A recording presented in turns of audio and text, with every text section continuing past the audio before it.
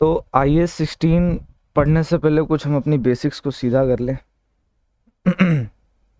Accounting equation क्या थी?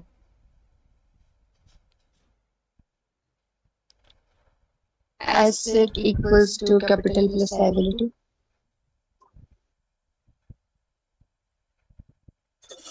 Capital की जगह हम इक्विटी लिख सकते हैं, क्योंकि कैपिटल ने आना तो इक्विटी के अंदर ही है। हम्म कैपिटल जो होता है ना, वो एक अकाउंट होता है, इक्विटी के अंदर एक अकाउंट होता है। इक्विटी में बहुत सारे अकाउंट्स होते हैं और उन अकाउंट्स में से एक होता है हमारा कैपिटल। तो कैपिटल या इक्विटी वो पैसा होता है जो हमने शेयर होल्डर से लिया होता है, और लायबिलिटीज़ वो पैसा होता है जो हमने बैंक से या किसी दूसरी कंपनी हमने उधार लिया होता है, और वो हमें वापस भी करना होता है with hmm interest. With interest, ठीक है। तो अब इंटरेस्ट। एसेट्स में हमारी दो हम्म टाइप्स, एक होते हैं नॉन करंट एसेट्स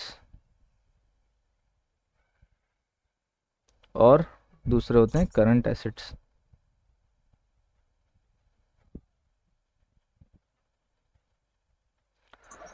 कुछ एग्जांपल्स याद हैं इनकी, करंट एसेट्स की और नॉन करंट एसेट्स की?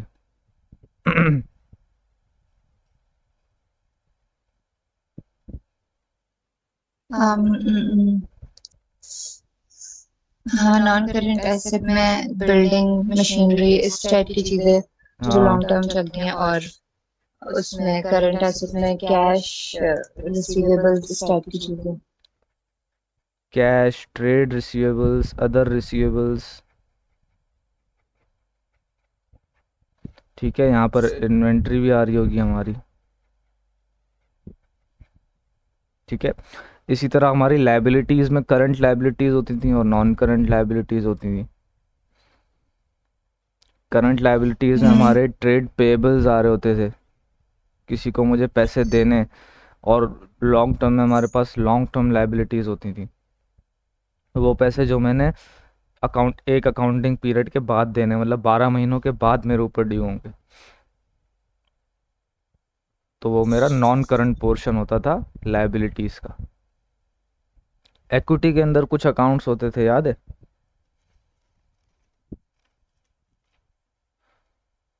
कौन से?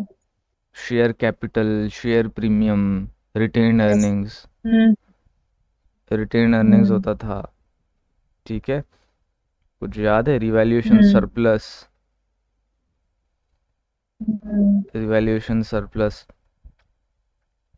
तो उनको तो हम बाद में जाके देखेंगे, इक्विटी वाली साइड को तो हम बाद में statement of changes in equity में देख लेंगे। अभी हम जो अकाउंटिंग कर रहे हैं ना, वो नॉन करंट एसेट्स की देख रहे हैं, और नॉन करंट एसेट्स में भी दो टाइप्स हैं,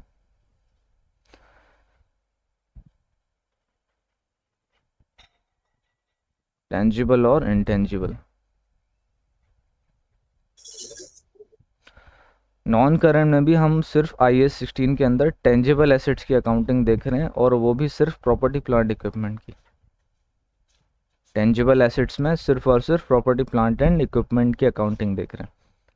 इंटेंजिबल एसेट्स का जो अकाउंटिंग स्टैंडर्ड है वो है IAS 38, जो कि FAR 1 के सिलेबस में लास्ट टाइम था, लेकिन अब दोबारा FAR 2 में चला गया। हम्म तो इसको हम नहीं देख रहे, हम देख रहे हैं प्रॉपर्टी प्लांट इक्विपमेंट को। और हम आगे भी देखेंगे कि टेंजिबल एसेट्स में ऐसे कौन से एसेट्स हैं जो IAS 16 के स्कोप में नहीं आते, ठीक है। अच्छा, अब हमारे दो किस्म के एक्सपेंडिचर्स होते थे। एक होता था रेवेन्यू एक्सपेंडिचर, एक होता था कैपिटल एक्सपेंडिचर। हम्म दोनों में फ़र्क क्या था?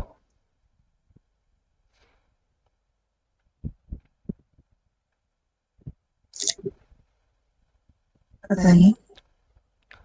रेवेन्यू एक्सपेंडिचर में आपके खर्चे आते थे, आपने कुछ रेंट देना होगा, रेंट एक्सपेंस, ठीक है। हम्म आपने आपने जो क्या कहते हैं, जो सेल्स करने के लिए, जो रेवेन्यू कमाने के लिए आपने जो जो खर्चे किए वो आएंगे, आपकी परचेजेस होती थी, जो आपने इन्वेंट्री खरीदी, वो आपका रेवेन्यू हाँ। एक्सपेंडिचर। ठीक है। और भी बहुत सारी चीज़ें होंगी, आपका इलेक्ट्रिसिटी एक्सपेंस होगा, आपकी एडमिन कॉस्ट होंगी जो एक्सपेंस आउट हो रही होंगी। ठीक है। फ्यूल आपने कुछ सैलरीज। सैलरीज सैलरीज हो हाँ। गई, यूटिलिटीज़, बिजली पानी गैस। ठीक है। तो ये ऐसे खर्चे होते थे, ये ऐसे खर्चे होते थे। टी अकाउंट याद है? कुछ टी अकाउंट, हाँ।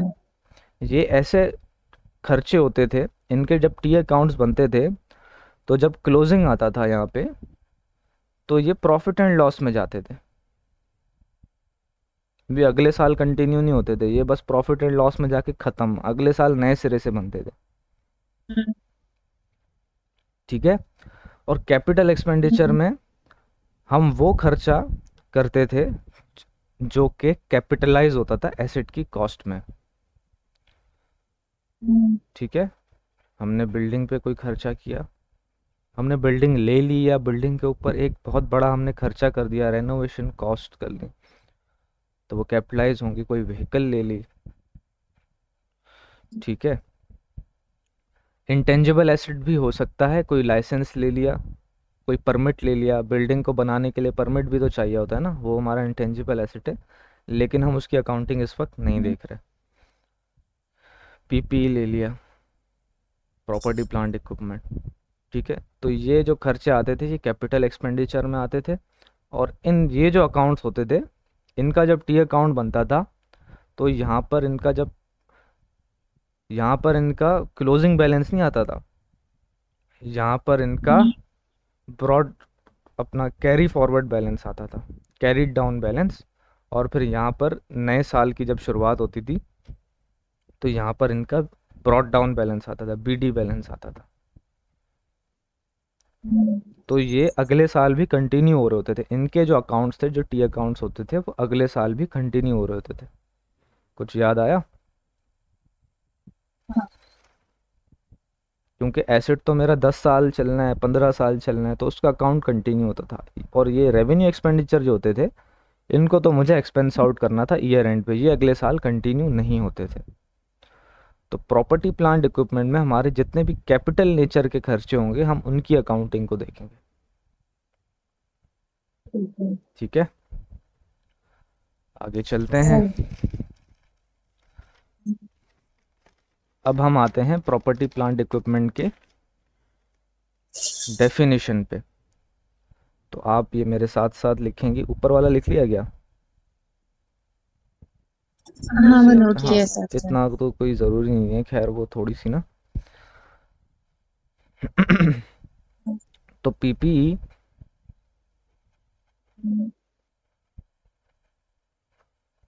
Tangible items that are held for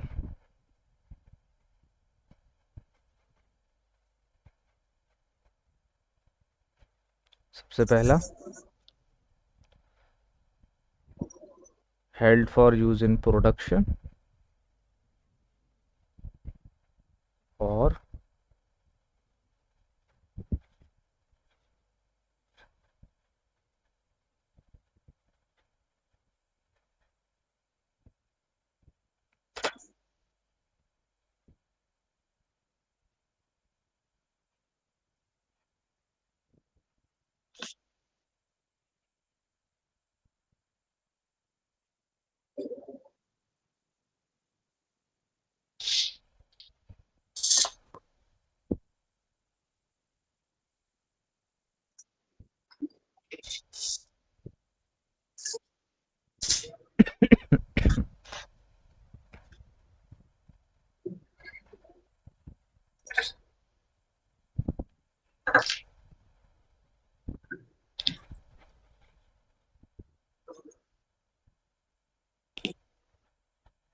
आपकी स्क्रीन नहीं शो हो रही।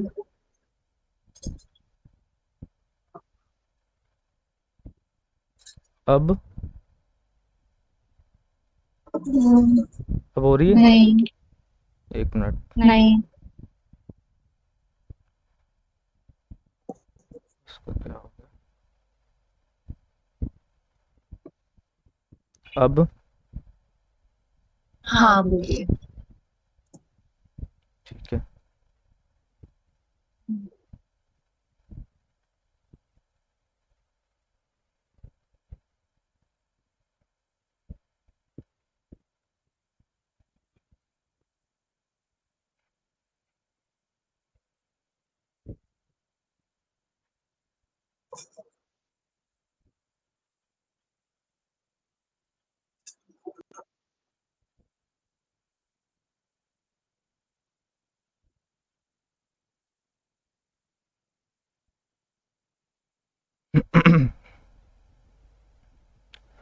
पीपी मेरे वो एसेट्स हैं, वो टेंजिबल एसेट्स हैं जो मैं अपनी प्रोडक्शन या सप्लाई ऑफ गुड्स या सर्विसेज में यूज़ करूं।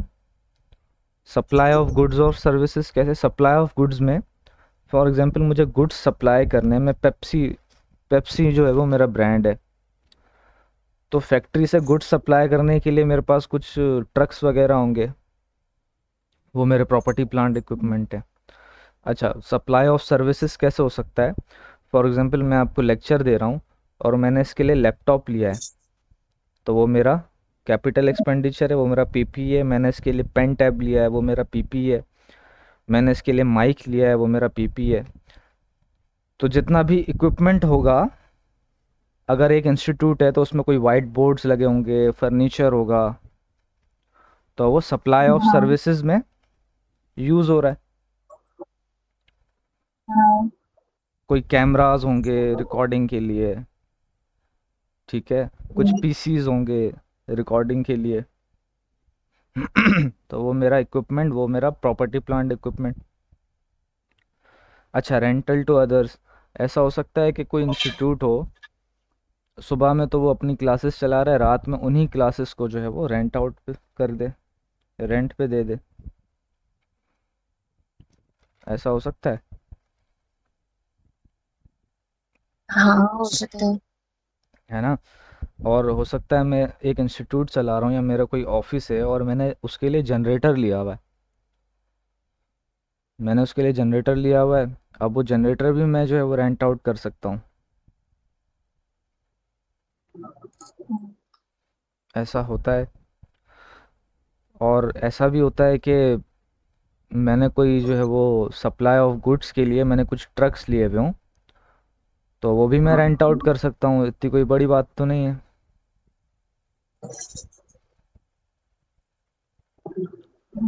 और फिर होता है एडमिनिस्ट्रेटिव पर्पस। एडमिनिस्ट्रेटिव पर्पस में क्या है कि आप जो है वो किसी एजुकेशनल इंस्टीट्यूट में गई, आप जाते हैं रिसेप्शन पे।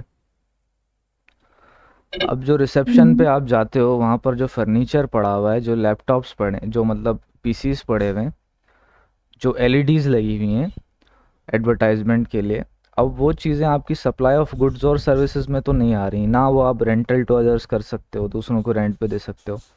तो वो किस काम आ रही है? एडमिनिस्ट्रेटिव पर्पस के लिए। उनको हम बोलेंगे कि ये हमारी एडमिनिस्ट्रेटिव पर्पस के लिए आ रही हैं। कोई अकाउंटिंग डिपार्टमेंट है किसी कंपनी का, तो वो भी एडमिनिस्ट्रेटिव पर्पस के लिए यूज़ हो रहा है। उसके अंदर जो पीसीज हैं, जो फर्नीचर है, जो इक्विपमेंट है, वो भी एडमिनिस्ट्रेटिव पर्पस के लिए यूज़ हो रहा है।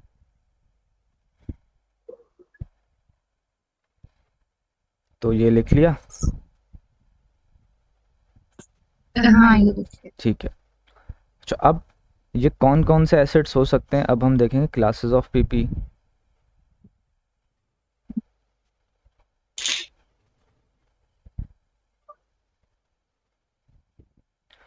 कि इसमें कौन कौन सी क्लासेस आएंगी। इसमें लैंड आ सकती है, इसमें बिल्डिंग आ सकती है, कोई मशीनरी होगी,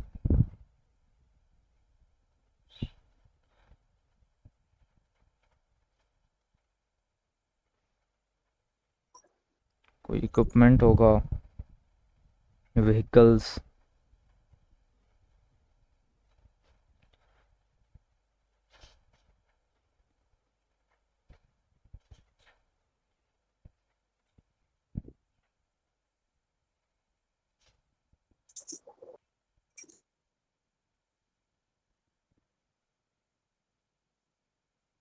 बेरर प्लांट्स कौन से होते हैं Shazma? Bearer plants.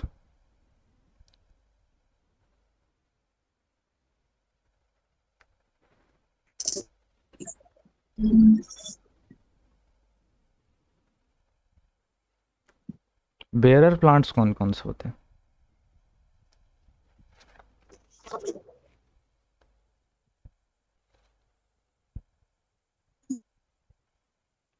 No idea. Bearer plants कौन से होते हैं?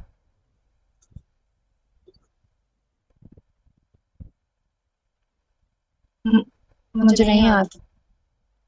बेरर प्लांट्स वो प्लांट्स होते हैं जो आपके कह लो कि एक साल फल देते हैं, अगले साल फिर दोबारा फल देते हैं। तो वो 10 साल 15 साल 20 साल तक आपको अगर एक प्लांट फ्रूट दे रहा है, ठीक है, हाँ। तो वो मेरा बेरर प्लांट में शामिल होगा, वो भी मेरा प्रॉपर्टी प्लांट इक्विपमेंट होगा। मेरे पास ठीक कोई है। ऑर्किड है, कोई गार्डन है जिसमें मैंने आम लगाए हुए हैं, तो वो आम के पेड़ मेरे प्रॉपर्टी प्लांट इक्विपमेंट में। वो क्लास कौन सी के, अब एक एक पेड़ को अलग तो रिकॉर्ड नहीं करूँगा, तो उसको मैं एक ही हाँ। क्लास में रिकॉर्ड कर दूंगा। फर्नीचर एंड ठीक फिक्स है। फर्नीचर मेरे पास कितने सारे होंगे, लेकिन उनको मैं क्लब कर दूंगा कि क्लासरूम का मैं हाँ। अलग कर दूंगा और उसका रिसेप्शन का मैं अलग कर दूंगा। ये सारे अलग अलग जब इनको प्लस करूंगा तो उसको मैं अपनी बैलेंस शीट में फर्नीचर एंड फिक्सचर्स के नाम से दिखाऊंगा। व्हीकल्स मेरे पास बहुत सारी होंगी, उन पर डेप्रिसिएशन अलग अलग कैलकुलेट हो रही होगी, और उन सबको मिला के मैं अपनी बैलेंस शीट में व्हीकल्स के नाम से दिखा दूंगा। ठीक है। तो ऐसे बिल्डिंग्स भी मेरे पास बहुत सारी होंगी, उन पे डेप्रिसिएशन भी अलग कैलकुलेट हो रही होगी, लेकिन जब मैं उनको अपनी फाइनेंशियल स्टेटमेंट्स में दिखाऊंगा, बैलेंस शीट में दिखाऊंगा, तो एक बिल्डिंग के अकाउंट में ही दिखाऊंगा। अब सारी बिल्डिंग 10 बिल्डिंग है तो 10 के 10 तो मेरी फाइनेंशियल पोजीशन में नहीं आएंगी ना, 10 के 10। हम्म। तो उनको मैं क्लब करके एक ही अकाउंट में दिखा दूंगा, बिल्डिंग के अकाउंट में। ठीक है। हम्म। अच्छा, अब कुछ ऐसे एसेट्स हैं जो कि IAS 16 के स्कोप में नहीं है। हम्म। उनकी अकाउंटिंग IAS 16 के हिसाब से नहीं होगी। ठीक है। सबसे पहले तो हमने देखा था इंटेंजिबल एसेट। हम्म।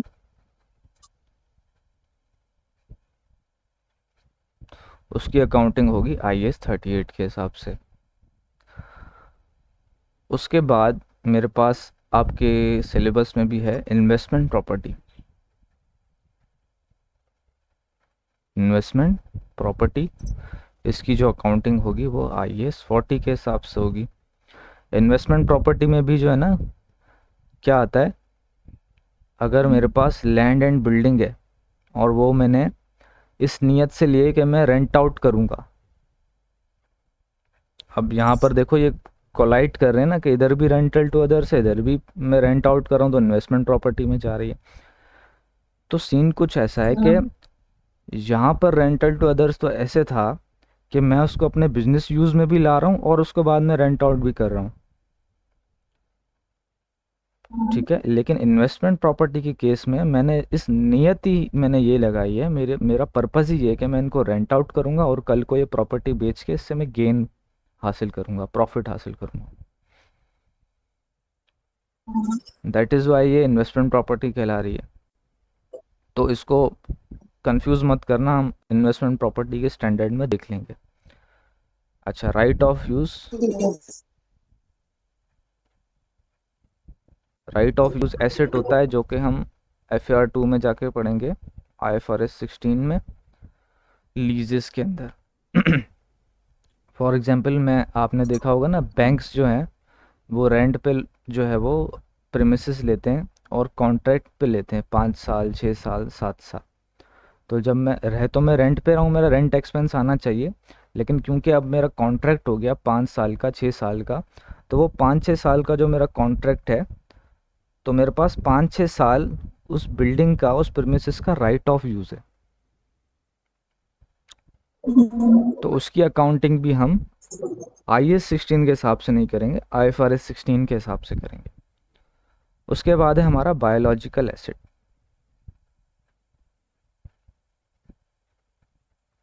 ये क्या है, ये हम पढ़ेंगे जाके IAS 40 में, 41 एग्रीकल्चर। ये हमारे सिलेबस का पार्ट है, ठीक है। और भी बहुत सारे होते हैं, लेकिन क्योंकि हम वो कैफ के सिलेबस में ही नहीं है तो हम उनको क्यों देखें। तो ये आप लिख लें।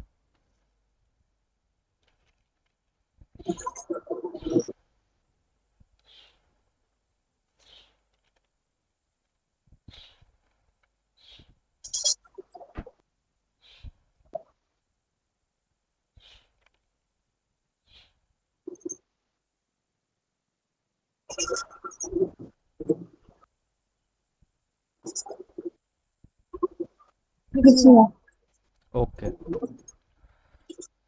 अब हम देख रहे हैं recognition criteria property plant equipment का।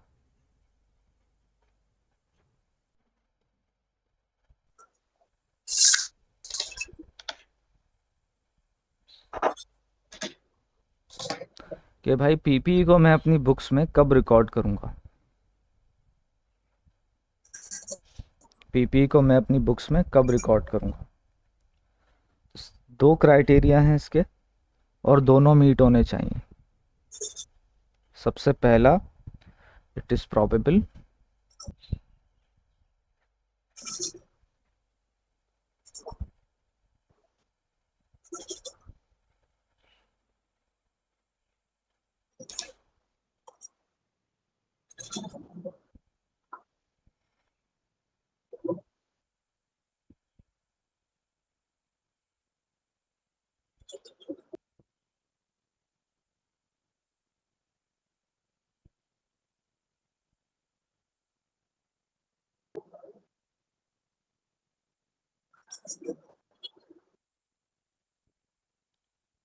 ये दोनों फुलफिल होने चाहिए, ठीक है। ये याद रखना, इसके आखिर में एंड है, ठीक है।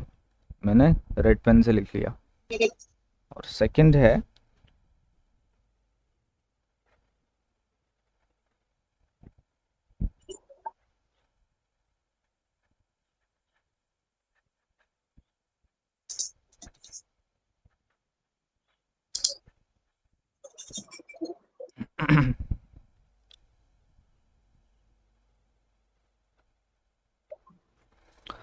सबसे पहले तो it is probable that future economic benefits associated with the asset will flow to the entity. कैसे?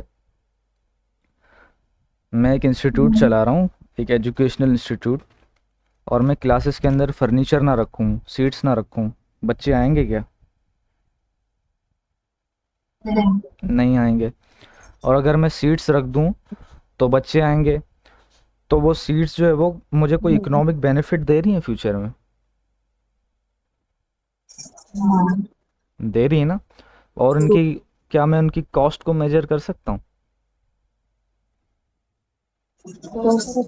कर सकते हैं ना। हाँ, कर सकते हैं, ठीक है। तो कॉस्ट भी रिलायबली मेजरेबल है और हमें ये भी पता है कि कल को मुझे इसके इकोनॉमिक बेनिफिट्स मिलेंगे, ठीक है। इसी तरह से उस इंस्टीट्यूट का कोई रिसेप्शन होगा, तो अब मैं रिसेप्शनिस्ट ही ना रखूँ तो बच्चे आएंगे, वो देखेंगे अबे ये तो रिसेप्शन पे तो कोई बैठा हुआ ही नहीं है, वापस चले जाएंगे। तो वहाँ का भी जो इक्विपमेंट है, मेरा फर्नीचर होगा, कुछ एलईडीज वेलईडीज लगी होंगी, कुछ पीसीस पड़े होंगे और कुछ बंदे होंगे, तो वो भी तो मुझे इकोनॉमिक बेनिफिट दे रहे हैं ना। और उनकी भी कॉस्ट रिलायबली मेजरेबल है।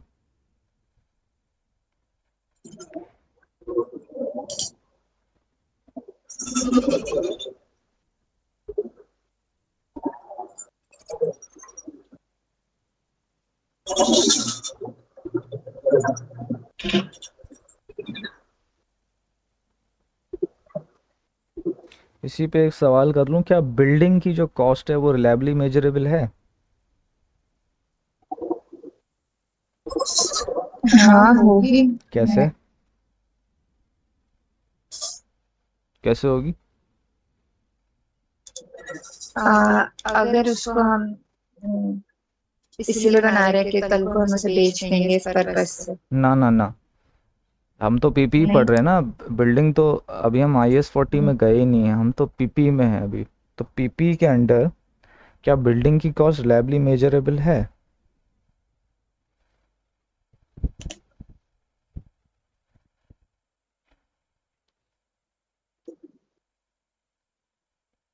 अच्छा, बिल्डिंग की कोई एक्टिव मार्केट होती है? कुछ खरीदने वाले होते हैं क्या? होते हैं। तो वो जो पैसे लगाएंगे, जो सबसे ज़्यादा बोली हाँ। लगाएगा, जो एवरेज आपकी जो है वो बोलियां होंगी, उनका एवरेज लेंगे, हम्म। तो वो मेरी बिल्डिंग की कॉस्ट आ जाएगी, वैसे वो फेयर वैल्यू आ जाएगी। कॉस्ट तो वो होगी जो मुझे मेरी बनाने की कॉस्ट होगी। दो तरीके से मेजर कर हाँ। सकते हैं ना, या तो उसकी मार्केट वैल्यू देखें, और या तो जो मेरा जितना खर्चा आया उसको देखूं। हम्म,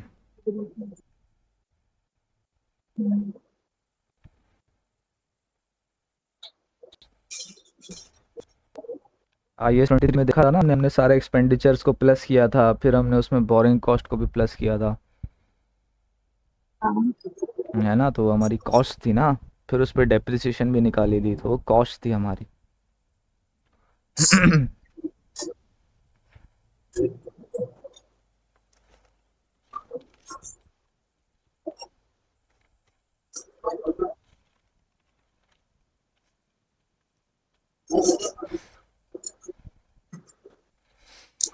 चलें आगे चलें। हम्म, हम्म।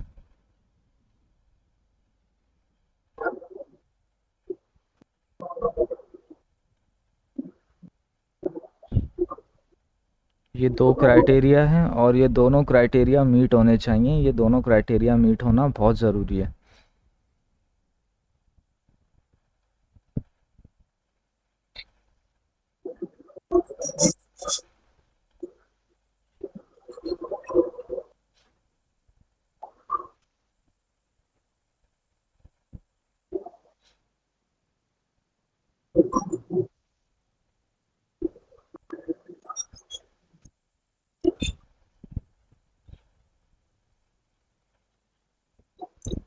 चलें आगे चलें।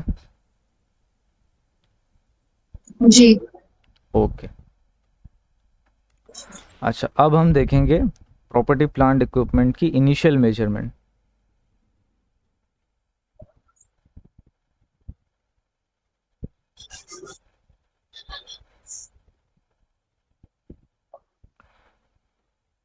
अच्छा, एक होती है इनिशियल मेजरमेंट, एक होती है सब्सिक्वेंट मेजरमेंट। इनिशियल मेजरमेंट क्या, कि मैंने कोई प्रॉपर्टी प्लांट इक्विपमेंट ख़रीदा, तो आज वो मेरी हम्म। बुक्स में, तो जिस दिन परचेज हम्म। हुआ उस दिन बुक्स में जो उसकी वैल्यू जाएगी वो मेरी इनिशियल मेजरमेंट के तहत जाएगी। और फिर बाद में जब मैं उस पर डेप्रिसिएशन चार्ज करूँगा, कोई इम्पेयरमेंट भी आ रही होगी, कोई रिवैल्यूएशन भी आ रही होगी, तो वो मेरा सब्सिक्वेंट मेजरमेंट होगा, आगे की मेजरमेंट, फ्यूचर की। तो ठीक है। इनिशियल मेजरमेंट में हम जब कॉस्ट कैलकुलेट करेंगे, कॉस्ट पे आ रहा होगा, इनिशियल मेजरमेंट में हम कॉस्ट पे रिकॉर्ड करेंगे पीपी को। तो कॉस्ट में हमारे कुछ एलिमेंट्स होते हैं। पीपी की जो कॉस्ट है उसमें तीन चीज़ें होंगी। सबसे पहली होगी परचेज प्राइस,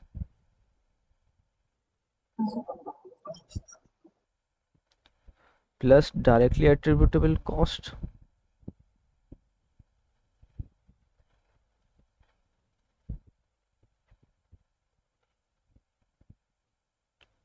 और तीसरी होगी डिसमेंटलिंग कॉस्ट।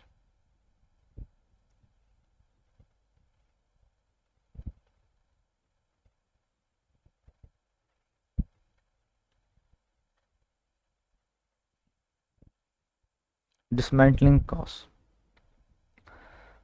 परचेज प्राइस जिस पे मैंने ख़रीदा एसेट को, हाँ। Directly attributable cost, for example मैं एसेट को ला रहा था, रास्ते में कुछ मेरे खर्चे आ गए, कैरेज इनवर्ड, याद है कुछ? मैंने उसको हाँ। अपनी फैक्ट्री तक लाने के लिए, अपने ऑफिस तक लाने के लिए कुछ खर्चा किया, वो बजट। ठीक है। हम्म। फिर उसको कुछ लगाने का खर्चा होगा, ठीक है। घर हम्म। में आप एसी लाते हो तो एसी जो लगाने वाला होता है वो भी आपसे कुछ पैसे चार्ज करता है, ठीक है। हाँ। उसके बाद है डिसमेंटलिंग कॉस्ट। डिसमेंटलिंग कॉस्ट, तो डिसमेंटलिंग कॉस्ट में मैं एक फैक्ट्री लगाता हूँ और गवर्नमेंट मुझे ये कहती है कि भाई जब आप यहाँ से जाओगे, जब फैक्ट्री की यूज़फुल लाइफ पूरी हो हम्म। जाएगी, तो आप एक तो ये फैक्ट्री भी हम्म। उखाड़ोगे, और ये जो आपने ज़मीन ख़राब की है ना, ये जरखेज़ ज़मीन जो आपने ख़राब की है, इसको वैसा के वैसा बना के लेके जाओगे, हाँ। तो उसको हम बोलेंगे डिसमेंटलिंग कॉस्ट, ठीक है। अब हम देखते हैं कि इन तीनों कॉस्ट में क्या क्या चीज़ें आती हैं। तो सबसे पहले हम देखेंगे परचेज प्राइस को, कि परचेज प्राइस में क्या क्या चीज़ें आएंगी। हम्म।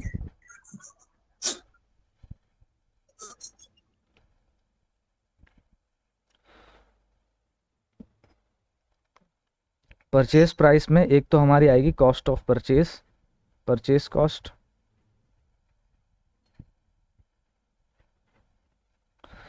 इसमें मैं ऐड करूँगा जो मैंने इसके ऊपर इंपोर्ट ड्यूटीज़ दी होंगी कुछ।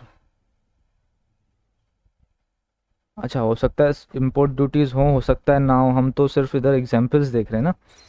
इसमें मैं इंपोर्ट ड्यूटीज़ ऐड करूँगा, कुछ मेरे नॉन रिफंडेबल टैक्सेस होंगे,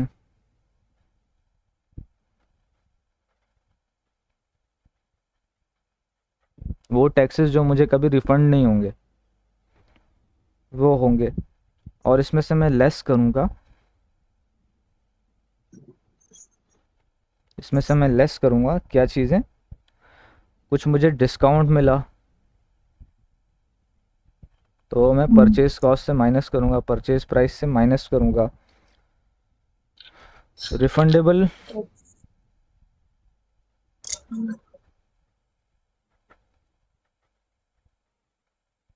रिफंडेबल ड्यूटीज़ एंड टैक्सेस, वो टैक्सेस या ड्यूटीज़ जो मुझे कल को रिफ़ंड हो जाएंगी, जो मुझे कल को वापस मिल जाएंगी, या टैक्स रिटर्न में जब मैं टैक्स भरूंगा तो उसमें एडजस्ट हो जाएंगी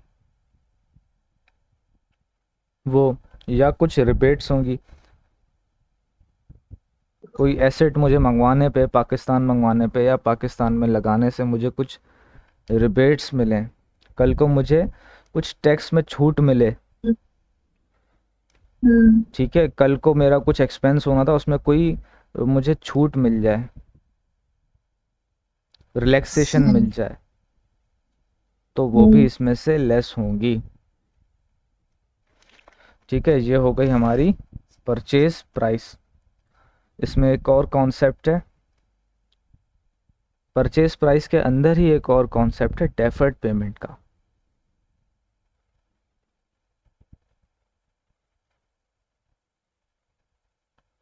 डेफर्ड पेमेंट क्या होती है इसको हम एंड में जाके देखेंगे, डेफर्ड पेमेंट के कॉन्सेप्ट को। अच्छा जी, उसके बाद क्या हुआ है, नोट इसमें आ गया, ठीक है। डेफर्ड पेमेंट इसको हम एंड में देखते हैं। दूसरी थी हमारी डायरेक्टली एट्रीब्यूटेबल कॉस्ट।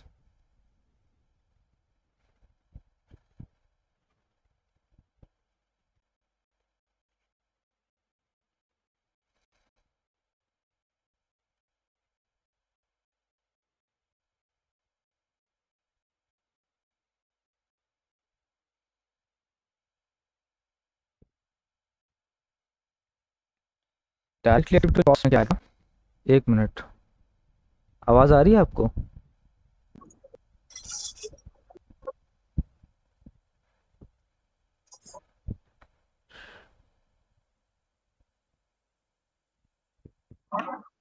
आपकी स्क्रीन फिर ऑफ।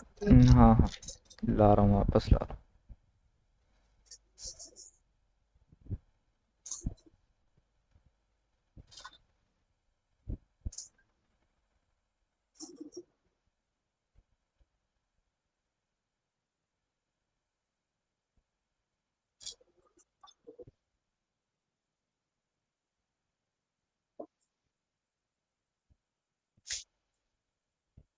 आ गई अब?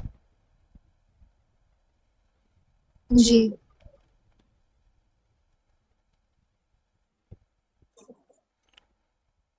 तो डायरेक्टली एट्रीब्यूटेबल कॉस्ट में क्या आएगा?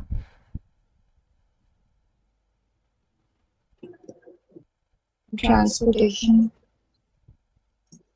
और भी बहुत सारी होती हैं।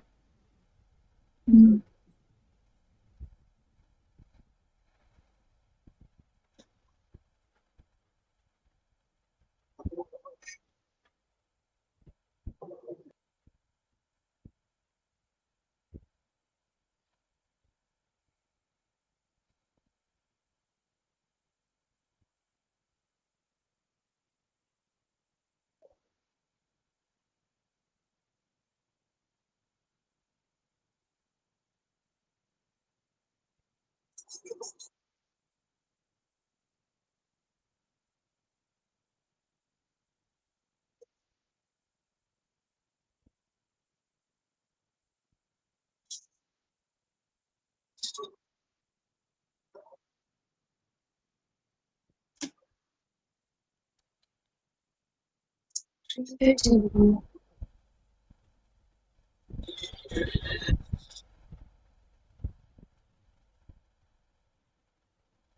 अब मैं स्क्रीन ही शेयर कर देता हूँ टोटल पूरी।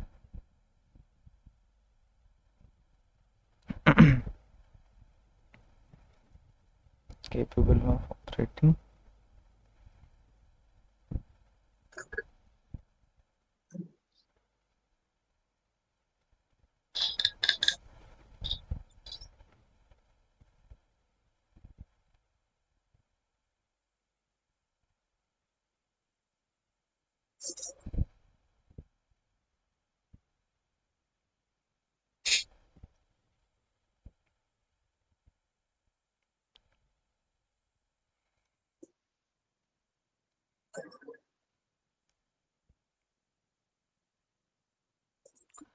any cost directly attributable to bringing the asset to location and condition necessary for it to be capable of operating in a manner intended by management।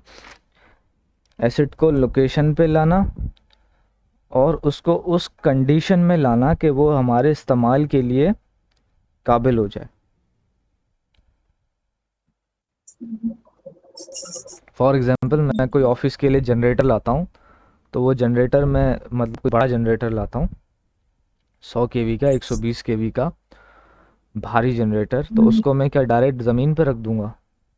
उसके लिए मुझे कुछ करना पड़ेगा, कुछ मुझे स्लैब बनाना पड़ेगा, ठीक है, जिसके ऊपर मैं उसको रख सकूं।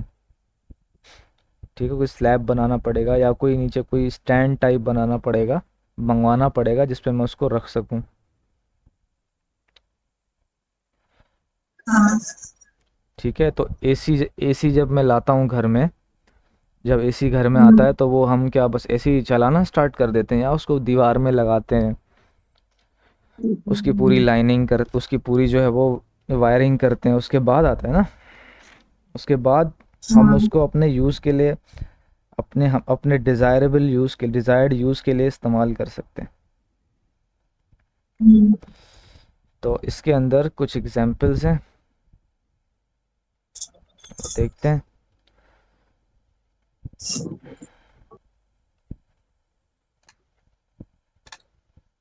साइट प्रिपरेशन कॉस्ट, जनरेटर वाली एग्जांपल, कोई स्लैब बनाऊंगा, कोई स्टैंड बनाऊंगा उसको रखने के लिए, या कोई मैं फैक्ट्री लगा रहा हूँ तो जंगल ही जंगल है, तो उस जंगल को काटूंगा तो मेरी साइट प्रिपरेशन कॉस्ट हो जाएगी।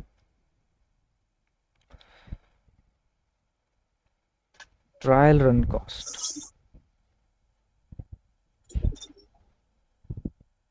ट्रायल रन कॉस्ट क्या है कि मैंने आपको बेयरिंग प्लांट्स का बताया था। कौन से प्लांट्स को? बेयरिंग प्लांट्स, फ्रूट वाले, हाँ हाँ हाँ। जो मुझे हर साल कोई ना कोई जी। बेनिफिट देते हैं। तो उनमें क्या होता है कि फॉर एग्जांपल मैं कोई किसी और मुल्क का मैं मैंगो मंगवाता हूँ, ठीक है, जो पाकिस्तान का नेटिव नहीं है। पाकिस्तान में नेटिव मैंगोज हाँ। कौन से हैं? सिंदड़ी हो गया, चौसा हो गया, हम्म। लंगड़ा हो गया, ये नेटिव फल हैं पाकिस्तान के। लेकिन मैं चाहता हूँ यार कुछ ना अलग करूँ, कुछ पर्पल कलर का आम, कोई हम्म मलेशिया का मंगवाऊँ मैं। हम्म तो वो मैं जब मंगवाऊँगा तो उसको ज़ाहिर है कुछ मैं यहाँ पर टेस्ट वगैरह करूँगा कि भाई ये पाकिस्तान के क्लाइमेट में ये ठीक रहेगा या नहीं करे हेल्दी रहे। रहेगा, ये कोई परफॉर्म करेगा, इसको कमर्शियल यूज़ में आ सकता है ये पाकिस्तान के अंदर। तो उसकी कुछ ट्रायल रन कॉस्ट होंगी तो वो भी कैपिटलाइज होंगी।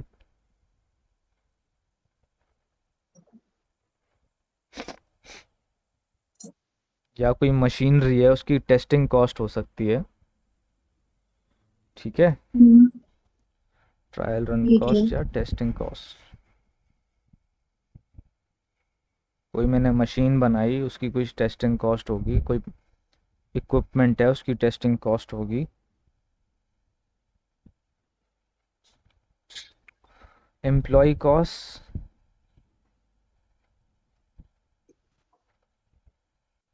उसके लिए जो मजदूर बुलाए उनकी कॉस्ट। ठीक है, लेकिन ये डायरेक्टली एट्रीब्यूटेबल होनी चाहिए। इधर लिख देते हैं ना, एम्प्लॉय कॉस्ट अराइजिंग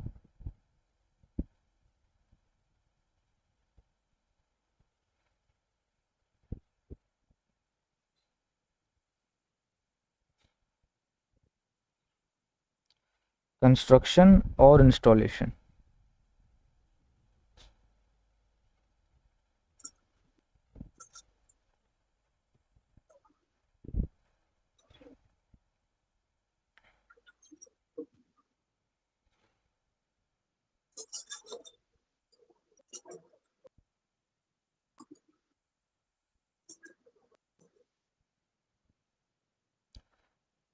कुछ डिलीवरी कॉस्ट होंगी, उसको मैं अपनी लोकेशन पे लाने के लिए कुछ delivery cost, transport cost use कुछ हो सकती है।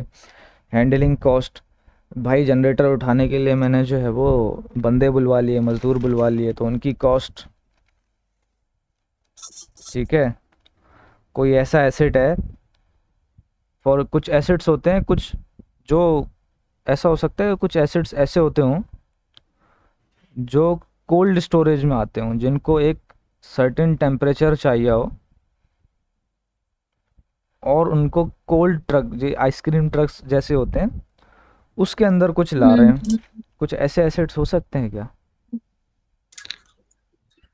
हो सकते हैं। हो सकते हैं।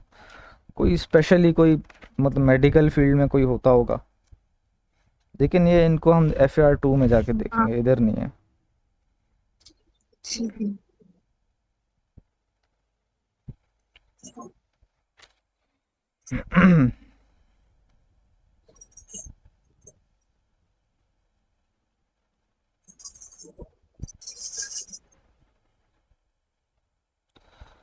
इंस्टॉलेशन कॉस्ट,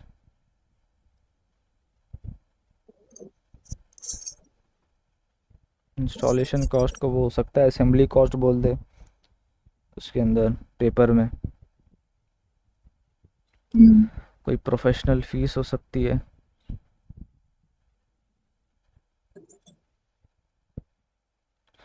लेकिन ये डायरेक्टली एट्रीब्यूटेबल टू परचेज होनी चाहिए।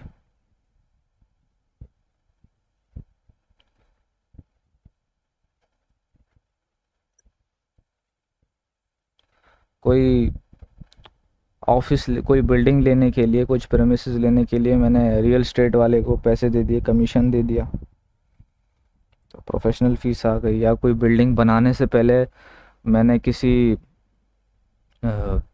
आर्किटेक्ट से जो मैप बनवा लिया उसका, हम्म तो वो इसके अंदर आ गई। लास्ट है हमारी इंश्योरेंस ड्यूरिंग ट्रांसपोर्ट।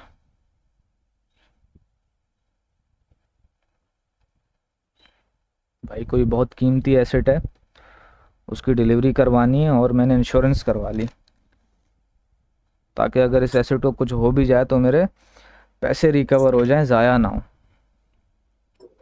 हाँ ठीक है,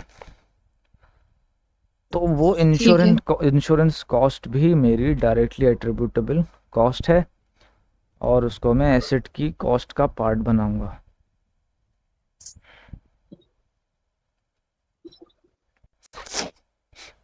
इसको लिख लो, फिर मुझे इन्फॉर्म कर दो। ठीक।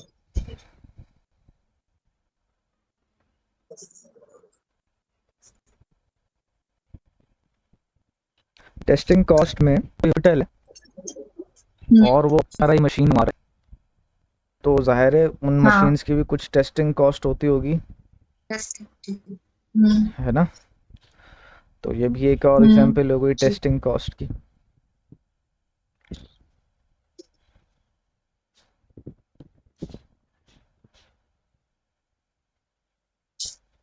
मेरी आवाज़ सही आ रही है ना, कोई डिस्टॉर्शन तो नहीं है ना। जी सही है, ये नहीं है डिस्टर्ब। ठीक है, ठीक है, ओके।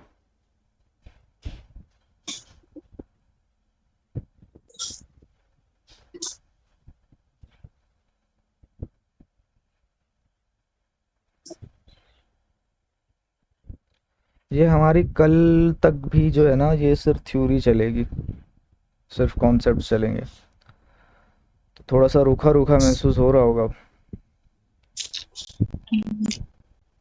नहीं सही है, ये चीजें फिर इसी पे फिर बनते हैं ना न्यूमेरिकल्स तो। हाँ।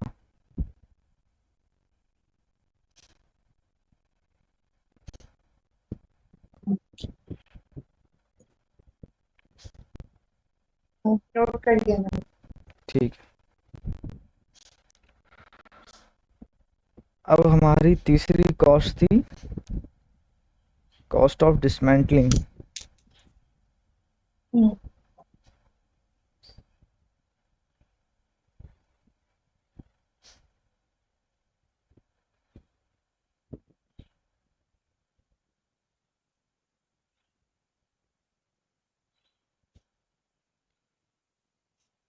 कॉस्ट ऑफ डिसमेंटलिंग में क्या आएगा, साइट की कुछ डिसमेंटलिंग कॉस्ट होगी,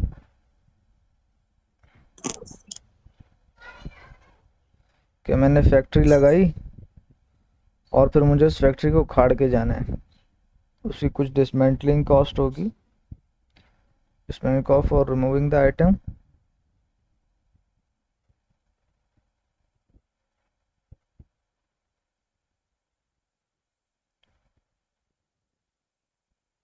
और फिर उसकी, एक तो मैं फैक्ट्री रिमूव भी करूं और फिर उस साइट को रिस्टोर भी करूं, हम्म। Site restoration.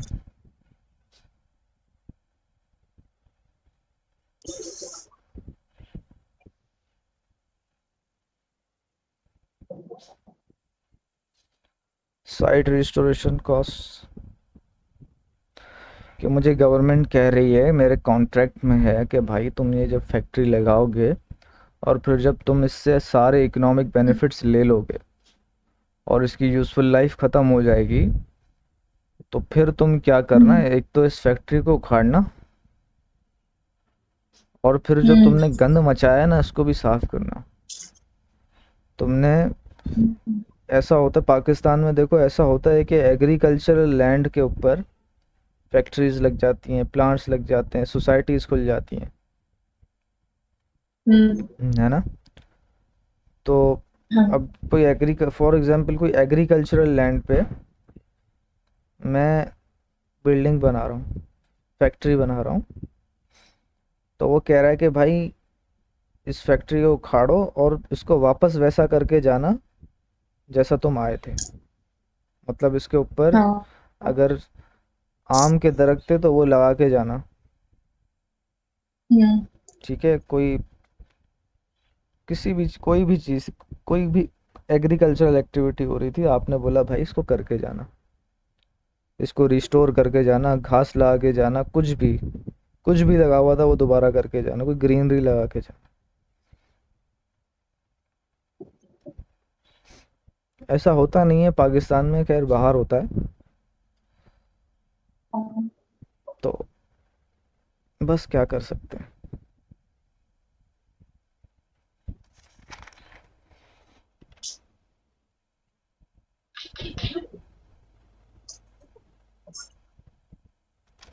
ये जो डिसमेंटलिंग कॉस्ट है, ये मेरी आज होनी है या कल होनी है?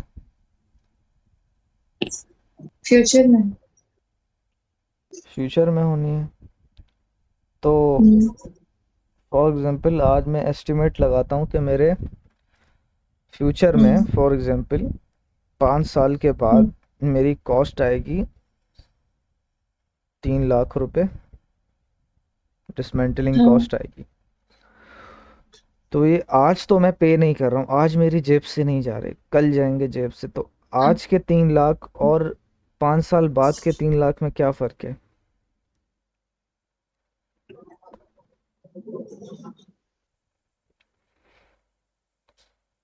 5 साल बाद भी प्राइस सेम थोड़ी रहेगी, वो तो इंक्रीज हो जाएगी ना।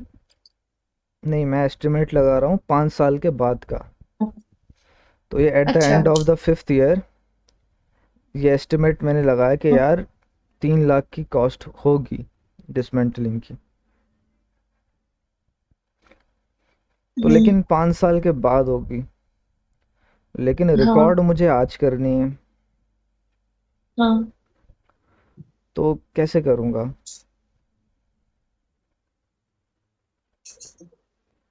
प्रेजेंट वैल्यू निकाल के। प्रेजेंट वैल्यू निकाल के, वेरी गुड।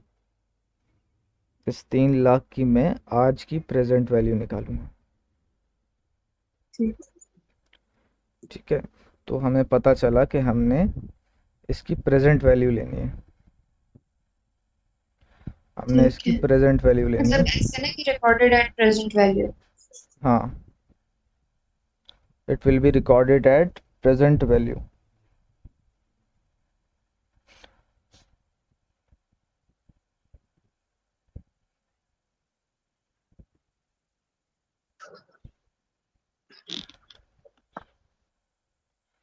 प्रेजेंट वैल्यू पे रिकॉर्ड होगा, और डिस्काउंट रेट जो होगा वो आपको सवाल में दिया हुआ होगा। ठीक है। जो रेट होगा, इंटरेस्ट रेट होगा, वो आपको सवाल में दिया होगा। कंपनी कौन सा डिस्काउंट रेट यूज़ करती है, 10%, 15%, कुछ भी हो सकता है, लेकिन वो सवाल में दिया हुआ होगा। हाँ। एक सेकंड।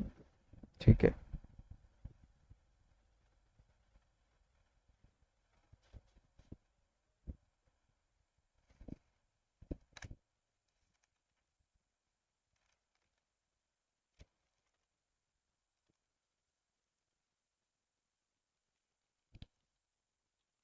जी।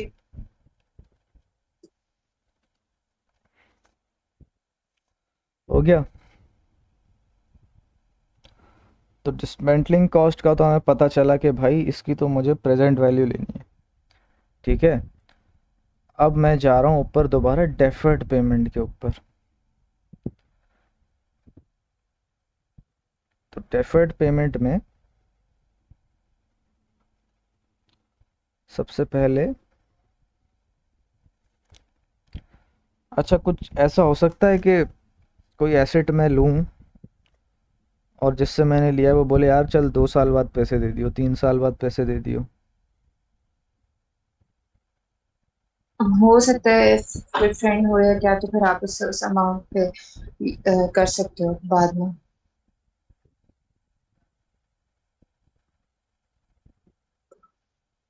बट उस पे होता है ना कि फिर आपको एक्स्ट्रा अमाउंट देनी पड़ती है। हाँ, एक्स्ट्रा अमाउंट वो इंटरेस्ट होता है।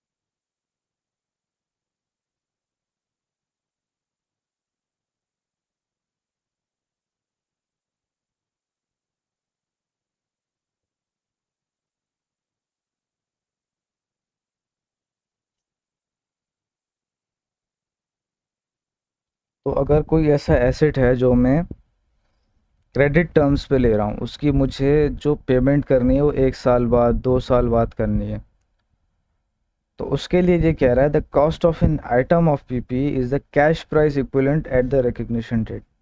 तो जाहिर सी बात है, जब हम कोई चीज़ लेने जाते हैं तो एक तो उसकी कैश प्राइस होती है, और 2 साल बाद जब मैं पेमेंट करूँगा उसकी प्राइस जाहिर सी बात है डिफरेंट होगी। वो अपना कोई ना कोई बेनिफिट ले रहा होगा, हाँ अपना कोई ना कोई हाँ। बेनिफिट ले रहा होगा, लेकिन हमें उसकी कैश प्राइस हमारे पास अवेलेबल होगी कि भाई आप आज ले हम्म लो, आज ले लो तो आपको इतने का पड़ेगा। हम्म